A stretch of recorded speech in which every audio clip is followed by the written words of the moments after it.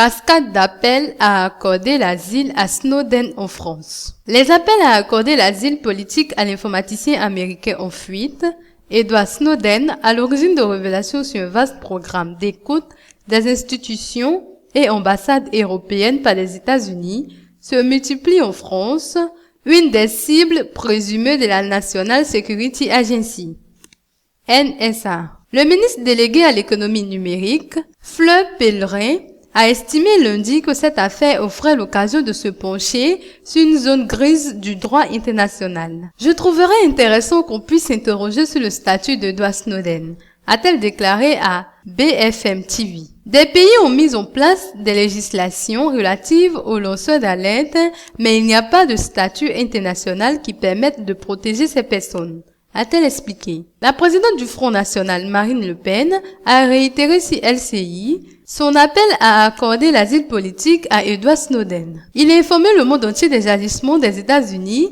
et il est poursuivi pour cela, a fait valoir la dirigeante d'extrême droite.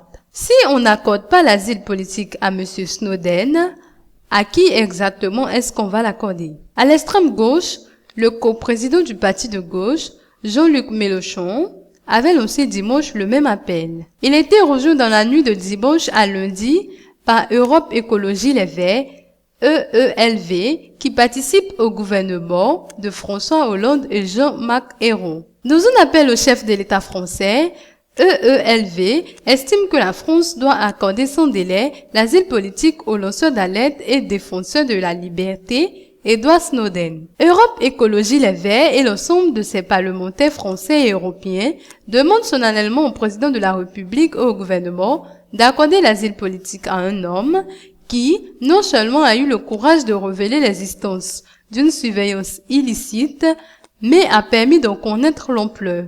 Lit-on dans ce communiqué. Pour EELV, ce serait notamment une façon de rappeler que la France refuse clairement le diktat américain sur la protection des données et les violations manifestes des libertés publiques fondamentales au nom de sa lutte contre le risque terroriste. Caniche des États-Unis. Le Spiegel allemand et le Guardian britannique ont révélé ce week-end, sur la base d'un document emporté par Edward Snowden, un vaste programme d'écoute par la NSA, de l'Union européenne et ambassades de pays européens. Le secrétaire national du Parti socialiste, chargé de l'international, Jean-Christophe Cambadély, a estimé sur Radio Classique que c'était un gros coup de canif dans les relations entre l'Europe et les États-Unis. J'attends de l'Union européenne qu'elle riposte avec la vigueur nécessaire, a renchéri sur France Info le premier secrétaire du PS, Alain Désir, qui juge, comme Jean-Christophe Cambadély, l'attitude américaine incompréhensible. C'est évidemment un scandale pour les peuples européens qui, eux, très probablement,